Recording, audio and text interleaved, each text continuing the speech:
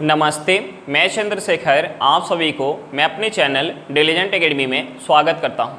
हम लोग बिहार एसएससी के लिए एक मैथ का सीरीज स्टार्ट किए थे, जिसमें हम लोग प्रत्येक दिन बिहार एसएससी में आए हुए मैथ का प्रीवियस ईयर क्वेश्चन और उस पर आधारित मैथ का क्वेश्चन कर रहे हैं। चलिए आज उस सीरीज में हम लोग आगे की तरफ चलते हैं।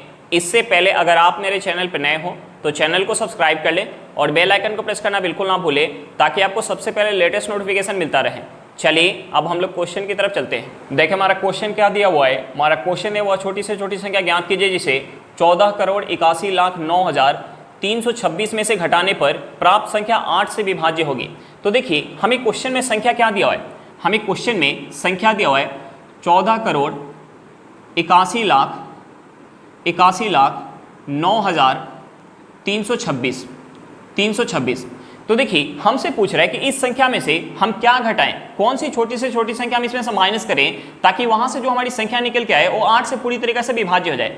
तो देखिए उसके लिए हम क्या करेंगे, इस संख्या में हम 8 से भाग देंगे और जो हमारा रिमाइंडर बचेगा उसे अगर हम माइनस कर देंगे तो वहां से जो हमारी संख्या निकल के आएगी वो 8 से पूरी तरीके से विभाजित हो जाएगी। यानी जो हमारा रिमाइंडर निकल के आएगा वही हमारा क्या हो जाएगा, आंसर हो जाएगा। तो देखिए हमें जो है इतने बड़े संख्या में 8 से भाग देकर रिमाइंडर निकालने की जरूरत नहीं है, क्योंकि 8 से विभाज्यता का नियम क्या होता है। 8 से विभाज्यता के नियम होता है कि संख्या का अंतिम 3 अंक अगर 8 से विभाज्य है तो वह संख्या हमारी 8 से विभाज्य होगी। तो देखिए यहाँ अंतिम 3 अंक क्या है, यहाँ अंतिम 3 अंक है 326। तो हम क्या करेंगे, इस 326 में 8 से हम भाग देंगे, जो हमारा शेष बचेगा वही इस संख्या में अगर हम 8 से भाग देंगे तो शेष बचेगा। तो देखिए हम इसे 8 से अगर काटेंगे तो 8 से 8 चौका 32, 8 चौका 32। अब देखिए हम 6 लेके आएंगे तो देखिए 6 जो है 8 से नहीं कटेगा, तो हम यहाँ एक 0 लगाएंगे। अब यहाँ रिमाइंडर हमारा क्या बच गया, 6 बच गया। तो हम इस संख्या में भी यानी 14,81,09,326 में भी अगर हम 8 से भाग देते तो हमारा शेष क्या बचता, 6 बचता। यानी यहाँ से हमारा आंसर क्या हो जाएगा, यहाँ से हमारा आंसर हो जाएगा 6। यानी अगर हम इस संख्या में से 14,81,09,326 में से अगर हम माइनस कर ले 6 तो जो हमारी संख्या निकल के आएगी वह 8 से पूरी तरीके से विभाजित होगी। यानी हमारा आंसर क्या निकल के आएगा, 6 निकल के आएगा। चलिए क्वेश्चन समझ में आ गया हुआ, नेक्स्ट क्वेश्चन पे चलते हैं। देखिए हमारा क्वेश्चन क्या दिया हुआ है। हमारा क्वेश्चन है दो संख्याओं के लघुत्तम समापवर्त्य और महत्तम समापवर्तक का योग तथा उनके बीच का अंतर क्रमशः 512 और 496 है। यदि उनमें से एक संख्या 72 है तो दूसरी संख्या कौन सी है। हमें क्या निकालना है, दूसरी संख्या निकालना है। अब देखिए हमें क्वेश्चन में क्या दिया है, हमें क्वेश्चन में एलसीएम और एचसीएफ का योग दिया है। हमें क्वेश्चन में क्या दिया है, हमें क्वेश्चन में एलसीएम और एचसीएफ का हमें योग दिया है।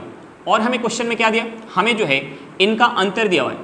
हमें योग कितना दिया है, हमें जो है क्वेश्चन में योग कितना दिया है, 512 दिया है। हमें योग कितना दिया, 512। और हमें क्वेश्चन में अंतर कितना दिया है, हमें क्वेश्चन में एलसीएम और एचसीएफ का हमें अंतर कितना दिया है, हमें अंतर दिया हुआ है 496। हमें अंतर कितना दिया, 496। अब देखिए हम क्या करेंगे, इन दोनों इक्वेशन से सबसे पहले एलसीएम और एचसीएफ का वैल्यू निकालेंगे। तो देखिए उसके लिए हम क्या करेंगे, अगर इन दोनों इक्वेशन को आपस में ऐड कर देंगे तो यहाँ से हमारा प्लस का एचसीएफ और माइनस का एचसीएफ कट जाएगा। यहाँ से हमारा क्या निकल के आ जाएगा, यहाँ से हमारा निकल के आ जाएगा 2 गुने एलसीएम इक्वल टू, इसे अगर हम ऐड करेंगे तो ये हमारा क्या हो जाएगा, इसे ऐड करेंगे। देखिए हम इसमें अगर 4 ऐड कर दे तो ये हमारा क्या हो जाएगा, 500 हो जाएगा। अब हम इसमें से 4 ले लिए तो ये हमारा क्या हो गया, 508 हो गया। ये हमारा क्या हो जाएगा, 500 प्लस का 508 क्या हो जाएगा, 1008 हो जाएगा। अब देखिए अगर हम इसे 2 से काटेंगे तो यहाँ से हमारा एलसीएम क्या हो जाएगा, हम इसे अगर 2 से काटेंगे तो ये 2 से कितने बार में जाएगा, ये 2 से जाएगा 5 बार में 0, और 2 से जो है 8 कितने बार में जाएगा, 4 बार में। यानी यहाँ से हमारा एलसीएम क्या निकल के आएगा, 504 निकल के आएगा।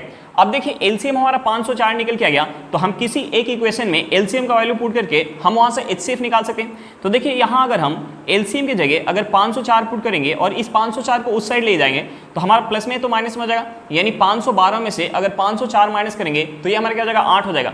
यानी यहाँ से हमारा एचसीएफ क्या निकल के आ जाएगा, 8 निकल के आ जाएगा।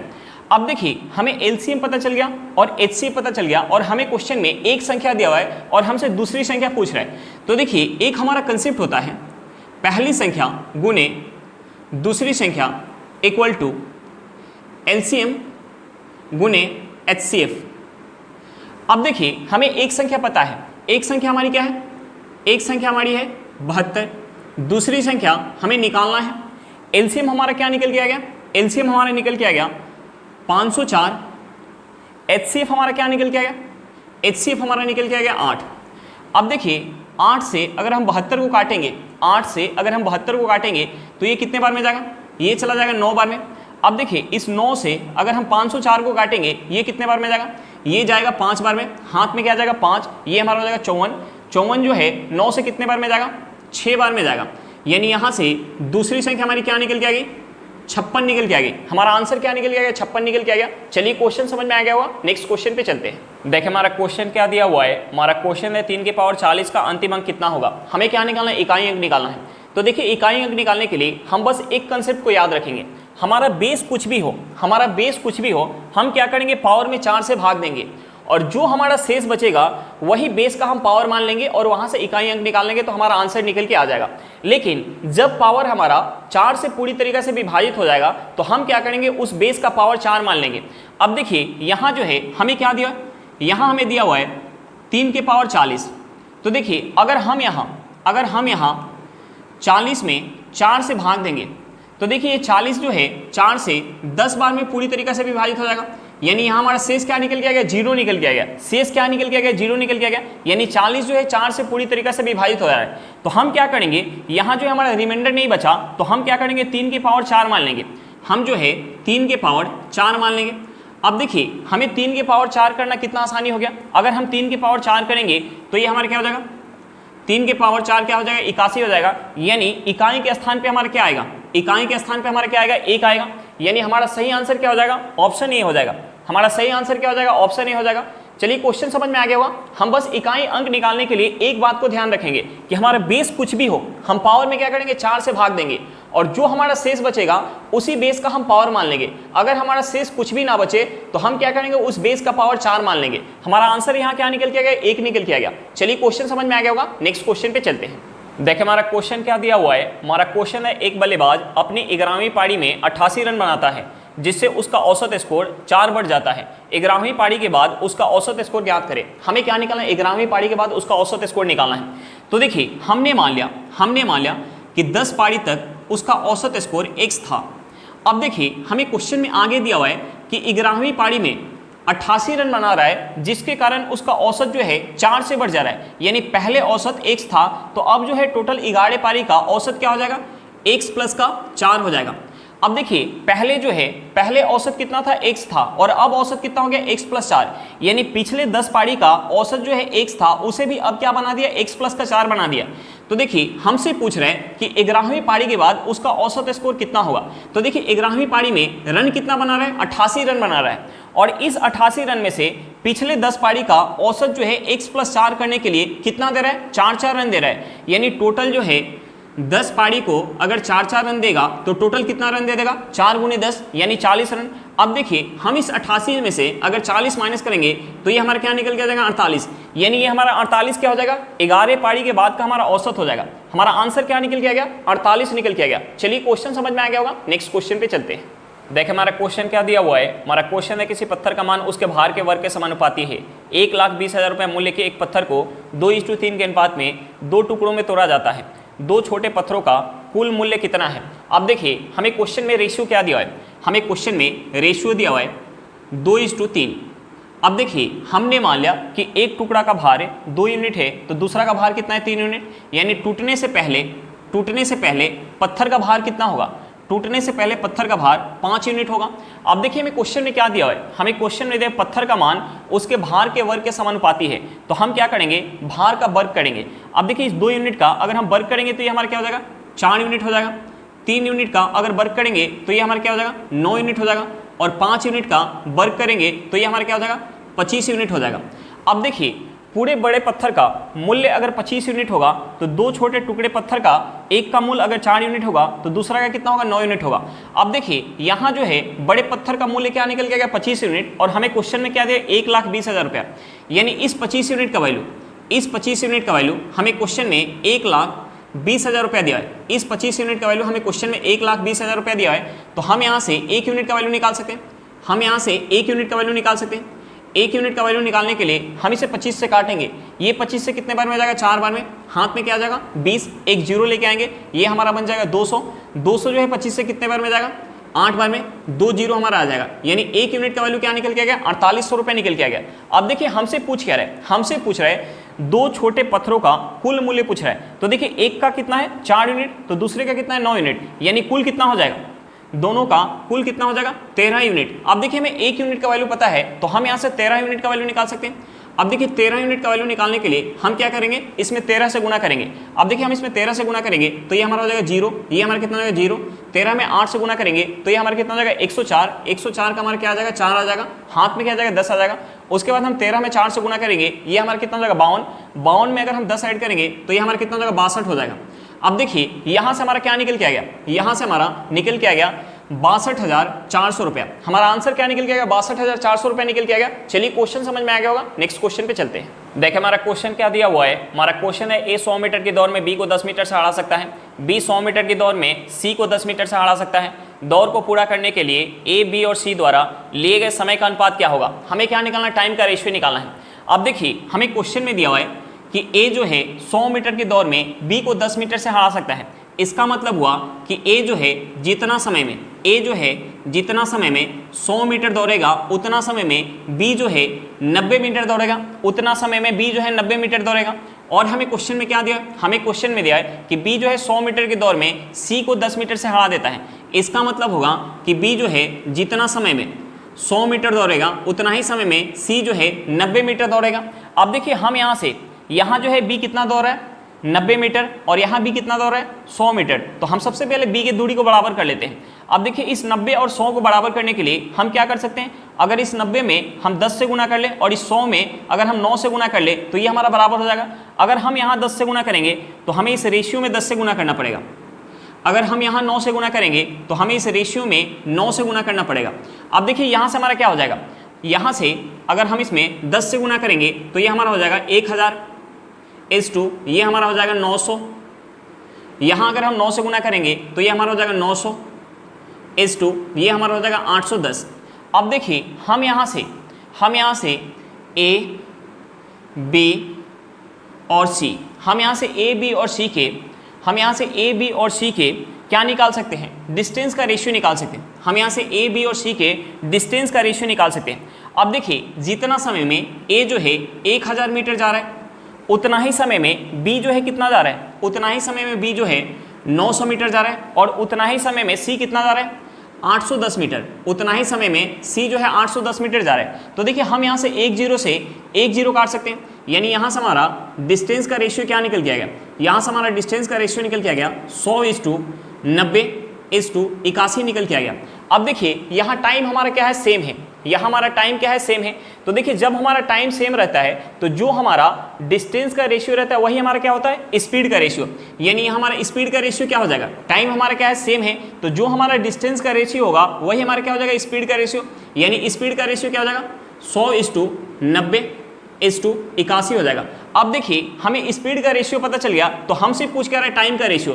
तो टाइम का रेशियो क्या हो जाएगा, इसका अपोजिट हो जाएगा, यानी टाइम का रेशियो हो जाएगा 81:90:100 हो जाएगा। यानी यहाँ से हमारा टाइम का रेशियो क्या निकल के गया, 81:90:100 निकल के गया। हमारा आंसर क्या निकल के गया, 81:90:100 निकल के गया। चलिए क्वेश्चन समझ में आ गया होगा, नेक्स्ट क्वेश्चन पे चलते हैं। देखिए हमारा क्वेश्चन क्या दिया हुआ है, हमारा क्वेश्चन है रामा अपने पेट्रोल में 20% केरोसिन मिलाकर संपूर्ण मिश्रण को पेट्रोल की कीमत पर बेचता है।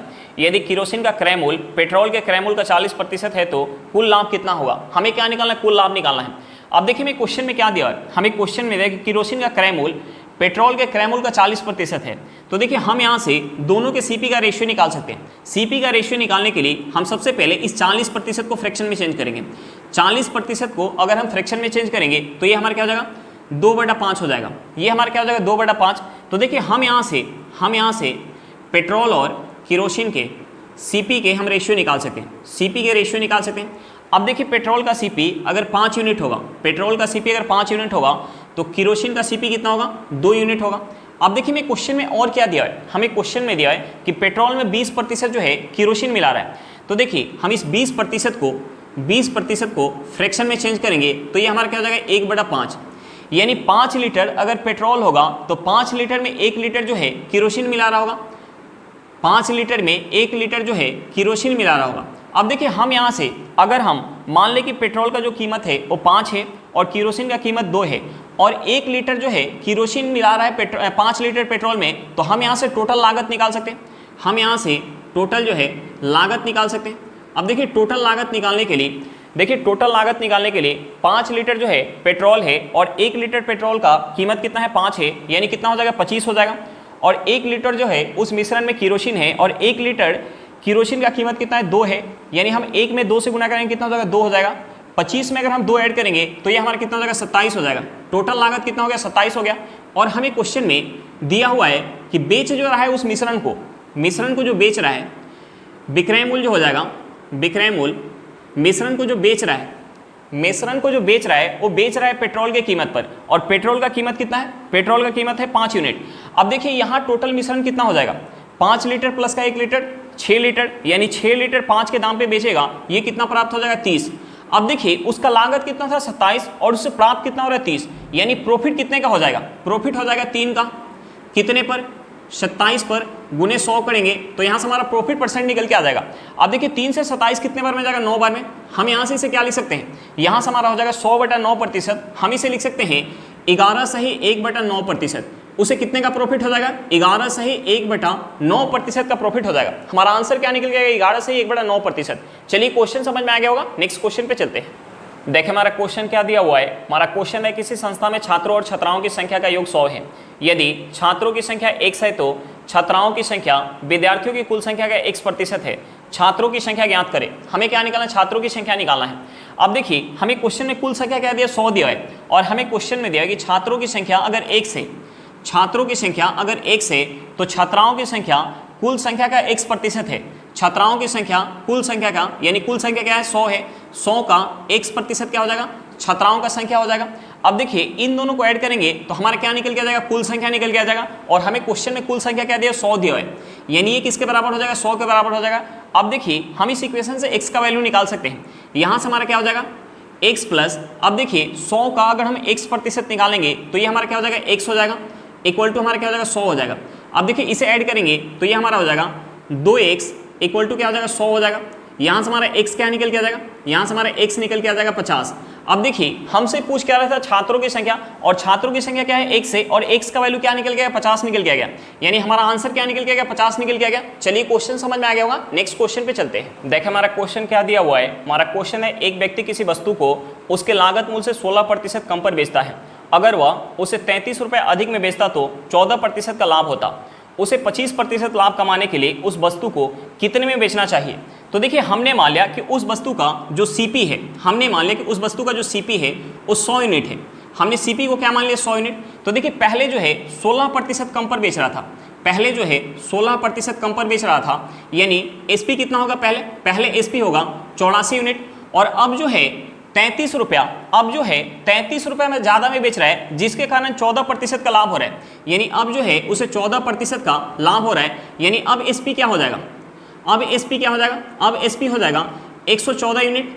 अब एसपी कितना हो जाएगा 114 यूनिट, यानी पहले एसपी कितना था 84 यूनिट, और अब एसपी कितना हो गया 114 यूनिट, यानी पहले की अपेक्षा कितना ज़्यादा है, पहले की अपेक्षा 30 यूनिट ज़्यादा है। अब देखिए यहाँ जो है यूनिट में 30 यूनिट ज़्यादा है, और हमें क्वेश्चन में दिया कि पहले की अपेक्षा 33 रुपये ज़्यादा में बेच रहा है, यानी इस 30 यूनिट का वैल्यू, इस 30 यूनिट का वैल्यू हमें क्वेश्चन में 33 रुपये दिया है। देखिए 30 यूनिट का वैल्यू 33 रुपये दिया है, तो यहाँ से 10 यूनिट का वैल्यू क्या हो जाएगा, 10 यूनिट का वैल्यू हो जाएगा 11 रुपये। अब देखिए मैं 10 यूनिट का वैल्यू पता चल गया, तो हम यहाँ से 100 यूनिट का वैल्यू निकाल सकते हैं, यानी सीपी निकाल सकते हैं। सीपी हमारा क्या हो जाएगा, सीपी हो जाएगा 110 रुपया। अब देखिए सीपी हमें पता चल गया, तो हमसे पूछ रहा है कि 25% लाभ कमाने के लिए उस वस्तु को कितना में बेचना चाहिए। तो देखिए अगर हम सीपी का 125% निकाल लें तो हमारा आंसर निकल के आ जाएगा, यानी हम यहाँ 110 का अगर 125% निकाल लें, 125% निकाल लें तो हमारा आंसर निकल के आ जाएगा। अब देखिए अगर हम इसे 25 से काटेंगे तो ये 25 से जाएगा 5 बार में, और ये 25 से जाएगा 4 बार में। अब देखिए हम यहाँ अगर 5 से गुना कर ले, हम यहाँ 5 से गुना कर ले तो ये हमारा कितना हो जाएगा, ये हमारा हो जाएगा 550 बटे में हमारा क्या है 4 है। अब देखिए हम इसे अगर 4 से काटेंगे तो ये 4 से कितने बार में जाएगा, एक बार में, हाथ में क्या जाएगा 1, ये हमारा हो जाएगा 15 जो है 4 से कितने बार में जाएगा, 15 4 से 3 बार में जाएगा, 15 जो है 4 से कितने बार में जाएगा, 3 बार में।